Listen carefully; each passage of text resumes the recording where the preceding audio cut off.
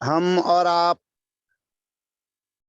दिगंबर जैनाचार्य विरचित जैन व्याकरण का अध्ययन कर रहे हैं।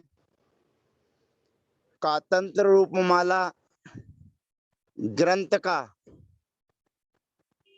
पूर्वार्ध लिंग प्रकरण हमारा चल रहा है और इस लिंग प्रकरण में हम दीर्घ उकारांत शब्द आज आपके बीच में रख रहे हैं।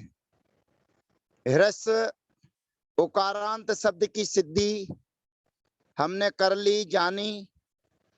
अब दीर्घ उकारांत शब्द हमारे बीच में आ रहा है। अब नपुंसक लिंग में जो भी दीर्घ वर्ण आते हैं वो सर्वप्रथम स्वरो ह्रस्व नपुंसके सूत्र से ह्रस्व को प्राप्त होते हैं।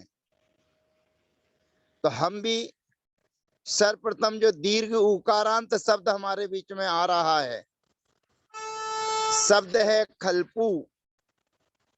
अब ये खलपू शब्द पूर्व में पुल्लिंग में भी चल चुका है, अब यहाँ पर नपुंसक लिंग में चल रहा है और ये भी टादो भाषित पुंसकम है। और टादो भाषित पुंसकम होने के कारण एक रूप ह्रस्व करने पर नपुंसक लिंग की तरह और दूसरा रूप टादो भाषित पुंसकम होने के कारण पुल्लिंग के समान चलेगा। जैसे पुल्लिंग में खलपू शब्द चला था वैसे ही यहाँ पर भी दो दो रूप उसके बनेंगे। तो शब्द है हमारे बीच में दीर्घ उकारांत खलपू शब्द। प्रथमा द्वितीया और संबुद्धि में कोई परिवर्तन नहीं, जैसा चलता है वैसा ही चलेगा। तृतीया आदि विभक्ति में टादो भाषित पुंसकम वा सूत्र हमारे बीच में आएगा, जहां पर हम नपुंसक लिंग में नामिनः स्वरे सूत्र का प्रयोग करेंगे और पुल्लिंग में ऊ के स्थान पर वा आदेश करेंगे। अनेकाक्षरयोस्तु संयोगाद यवौ। ये दो सूत्र हमारे चलेंगे।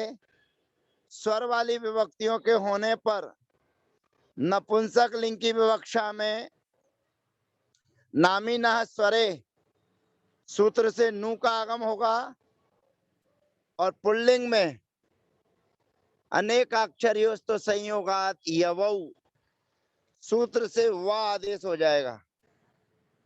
खलपू, धन, सी और अम यहाँ पर सर्वप्रथम नपुंसक लिंग में स्वरो ह्रस्व नपुंसके सूत्र से ह्रस्व आदेश किया जाएगा। तो खलपू में जो दीर्घ ऊ है उसको ह्रस्व उकार हो जाएगा और ह्रस्व उकार हो जाने पर नपुंसकात सेमोर लोपो न च तदुक्तम। नपुंसक लिंग में नाम्यंत से परे सी और अम का लोप हो जाता है और लोप होने पर न च तदुक्तम वह कार्य नहीं होता है जो अकारांत शब्दों में किया जाता है, यानी कि मुंह का आगम नहीं होता है। तो शब्द हमारा पहला सिद्ध हो जाएगा खलपू। अब ह्रस्व उकारांत शब्द के रूप चल रहे हैं खलपू। औ विभक्ति के आने पर औ रीम, औ के स्थान पर ई आदेश हो जाएगा और नामिनः स्वरे सूत्र से नू का आगम हो जाएगा तो बनेगा खलपूनी। जस और सस विभक्ति के आने पर सर्वप्रथम जस ससो नपुंसके, जस और सस की नपुंसक लिंग में घुट संज्ञा होती है और जस और सस की घुट संज्ञा हो जाने पर जस ससो सी, जस और सस के स्थान पर सी आदेश होता है और जस और सस के स्थान पर सी आदेश होने पर ई मात्र शेष बचता है। अब यहाँ पर दो सूत्रों की प्राप्ति है, नामिना स्वरे और धुट स्वरात घुटी नू। धुट स्वरात घुटी नू कहता है घुट विभक्ति के होने पर नू का आगम होता है, और नामिना स्वरे कहता है स्वर वाली विभक्तियों के होने पर नपुंसक लिंग में नुम का आगम होता है, नू का आगम होता है। अब यहाँ पर सामान्य विशेष और विशेषो विधि बलवान, सामान्य और विशेष में विशेष विधि बलवान होने के कारण यहाँ पर धुट स्वरात घुटी नू से नू का आगम होगा, और नू का आगम होने के बाद शब्द हमारा खलपू धन ना धन ई। अब यहाँ पर सामने घुट है और नांत की उपदा में ऊ है, उसके लिए घुटी चा संबुद्धौ सूत्र से दीर्घ आदेश हो जाएगा। नुम और धुट स्वरात घुटी नू से नू करने में यही है कि घुट विभक्ति के होने पर उसके लिए दीर्घ आदेश हो जाएगा, तो बनेगा खलपूनी। अब समुद्धि में हम चलाएंगे तो समुद्धि में भी हे खलपू और हे खलपो दो दो रूप बनेंगे। अब तृतीय आदि टा विभक्ति जब आती है तो टादो भाषित पुंसकम, इससे विकल्प से पुल्लिंग भाव को प्राप्त होगा, और यत्र पुल्लिंगा तत्र सेनानी शब्दवत, जहां पर पुल्लिंग भाव को प्राप्त होगा वहां पर सेनानी का मतलब है, खलपू का मतलब है। जैसे पूर्व में खलपू शब्द के रूप चले थे अनेकाक्षर योस तो संयोगाद यवऊ, उस सूत्र के माध्यम से ऊ के स्थान पर वा आदेश होगा। सेनानी शब्द में ई के स्थान पर या आदेश हुआ था, और खलपू शब्द के ऊ के स्थान पर वा आदेश होगा। तो यहाँ पर नपुंसक लिंग में नामिना स्वरे लगाएंगे तो बनेगा खलपुना। टा विभक्ति में से आ बचेगा योनुबंधो प्रयोगी, सूत्र से टा के आकार अनुबंध हो, टा का अनुबंध हो जाएगा, आ बचेगा तो बनेगा खलपुना, खलपुना।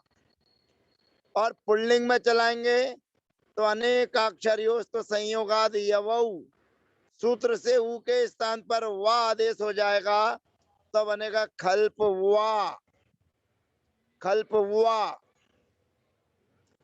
भ्याम विभक्ति में खल्पू भ्याम। अब यहाँ पर खल्पू भ्याम जो बैठा हुआ दीर्घ है ये गलत है, क्योंकि यहाँ पर अपन ने नपुंसक लिंग में जब ह्रस्व आदेश कर दिया है तो ह्रस्व चाहिए, छोटा चाहिए, खल्पु भ्याम।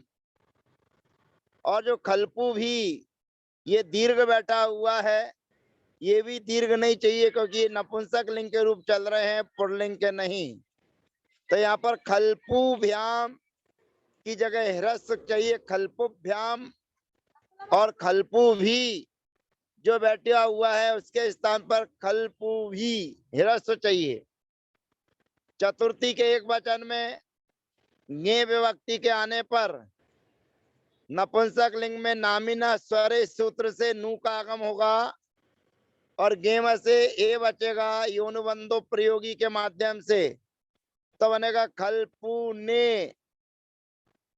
और पुल्लिंग में चलाएंगे तो अनेक का अक्षर योस तो संयोगाद यवऊ, सूत्र से ऊ के स्थान पर वा आदेश हो जाएगा, और ए आकर वा के ऊपर बैठ जाएगा, तो बनेगा खल्पवे।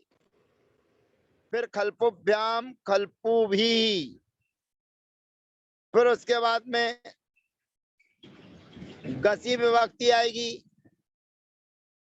गसी में से अस बचेगा, नपुंसक लिंग में नामिना स्वरे से नू का आगम हो जाएगा, ऊ का अनुबंध हो जाएगा, खलपुनः, खलपुनः। और जहां पर पुल्लिंग में चलाएंगे तो अनेक अक्षर तो संयोगाद यवऊ, सूत्र से ऊ के स्थान पर वा आदेश हो जाएगा, खल्पवाह। रेप शोर विसर्जनीय व्यंजन मत्सरम परवर्णम नयेत। अब उसके बाद में खल्पुभ्याम खल्पुभ्यः, गस विभक्ति में घसी की तरह ही खल्पुनः, पुल्लिंग में खल्पवाह,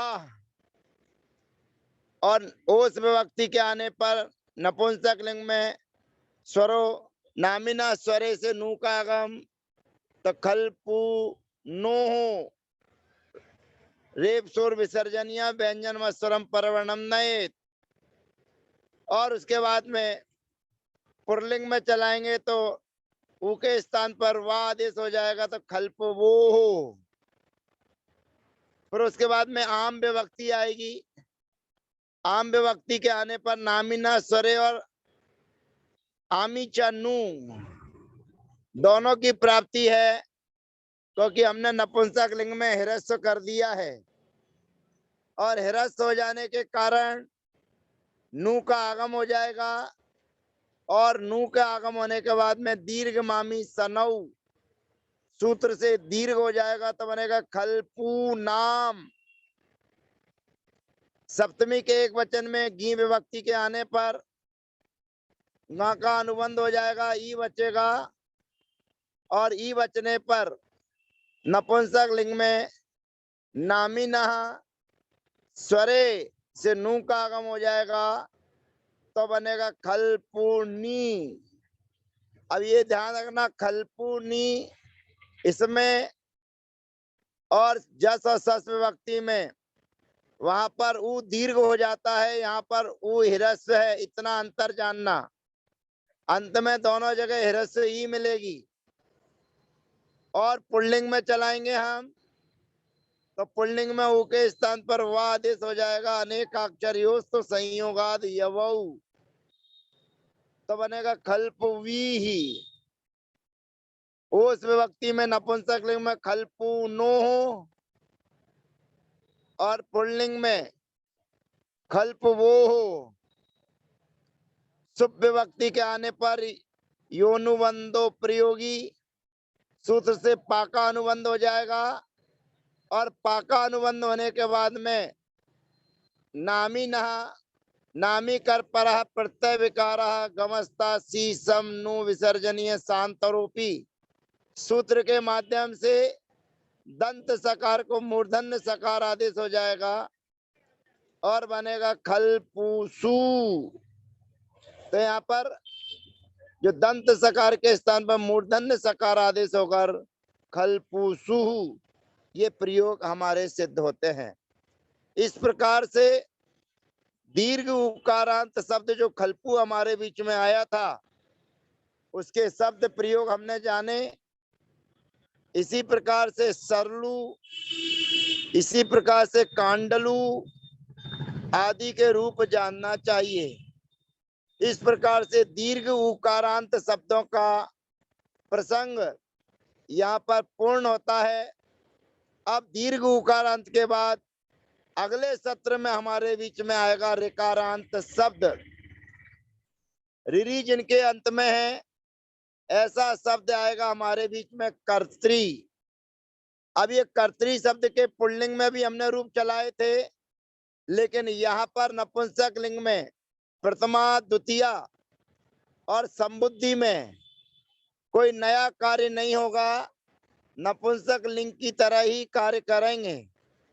परंतु तृतीया आदि विभक्ति में तादव भाषित पुंसकंबा लगाएंगे, तो एक पुरलिंग की तरह और एक नपुंसक लिंग की तरह दो दो प्रयोग हमारे बीच में रहेंगे। ऐसे ऋकारांत नपुंसक लिंग कर्तृ शब्द की चर्चा हम आपके बीच अगले सत्र में करेंगे। तब तक के लिए जय जनेन्द्र, वंदना, सबका यथायोग अभिवादन।